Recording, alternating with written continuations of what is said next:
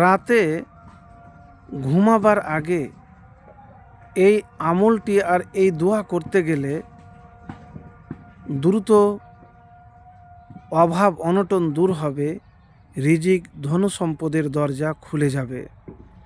প্রিয় ভাইরা আমার, কিভাবে আমলটি করবেন?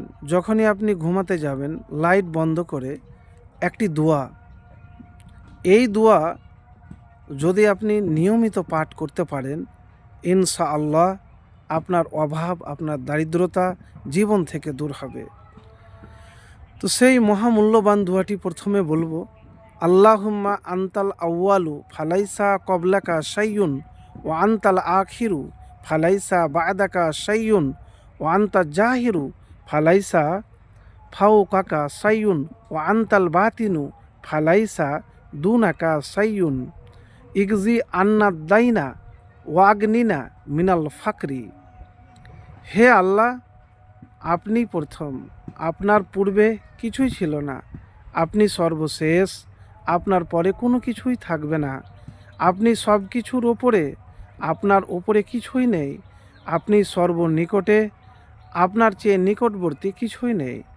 আপনি আমাদের সমস্ত ঋণ পরিশোধ করে দেন এবং আমাদেরকে অভাবগ্রস্ততা থেকে অভাব মুক্ত করেন। মুসলিম শরীফ 2713 নম্বর হাদিস।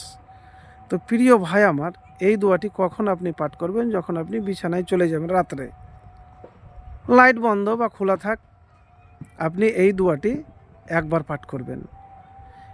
আপনি ঋণের মধ্যে আছেন, অভাবে আছেন, আল্লাহ রসুল বলেছেন, কোনো বান্দা যখন আল্লাহর কাছে হাত উঠিয়ে চায়, আল্লাহ খালি হাত ফেরত দিতে লজ্জাবোধ করেন। তো প্রিয় ভাই আমার, এই দোয়াটি পাঠ করবেন। আপনি মনে মনেও বলেন, হাত উঠিয়ে দোয়া করেন, আল্লাহর কাছে চান, আল্লাহ দেখবেন আপনার সকল প্রকার অভাব দারিদ্রতা জীবন থেকে দূর হয়ে যাবে। প্রিয় ভাই, আমি হাদিস থেকে আপনাকে বললাম যে আল্লাহর কাছে চাইলে আল্লাহ আপনাকে দিবে। এবারে আপনি চাইলেন, পেলেন না, আবার চান, হতাশ হবেন না, নিরাশ হবেন না, ভরসা হারাবেন না, চাইতেই থাকেন।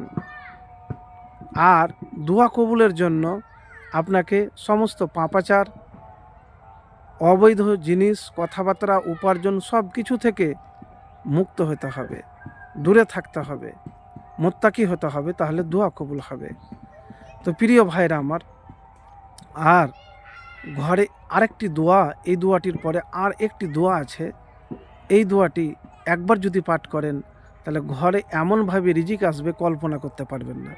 এবারে বলবেন যে এই দোয়ার কথা বললেন, দোয়া তো পাঠ করি, হয় না কেন? দেখেন, ভরসা যদি থাকে আল্লাহর প্রতি, তাহলে আসবেই আসবে। আল্লাহর কাছে চাইবেন, আল্লাহ আপনাকে দিবে। তো সেই মহামূল্যবান দোয়াটি হলো, আল্লাহু মাগফিরলি জাম্বি ওয়া ওয়াসিলি ফি দারি ওয়া বারিকলি ফি রিজকি। এই দোয়া আপনি পাঠ করবেন। তো এই দুইটি দোয়ার কথা বললাম। যখন আপনি ঘুমিয়ে যাবেন বিছানায়, উজু জনে থাকে, পবিত্র অবস্থাতে দোয়াটি পাঠ করবেন। তার আগে অবশ্যই একবার দুরূদ শরীফ পাঠ করে নেবেন। কেন, দুরূদ শরীফ যদি না পাঠ করতে পারেন, না পাঠ করেন, তাহলে দোয়া কবুল হয় না। আসমানের নিচে দোয়া ঝুলন্ত থাকে। কোন দুরূদ পাঠ করবেন? যে দুরূদ নামাজের মধ্যে পড়েন। একবার আমলটি করে দেখুন, দেখবেন এমনভাবে টাকা পয়সা, রুজি রোজগার ঘরে আসবে, আপনি কল্পনা করতে পারবেন না। চাওয়াটা যদি আল্লাহর কাছে হয়, দেওয়াটা আল্লাহ তার বান্দাকেই দিবে।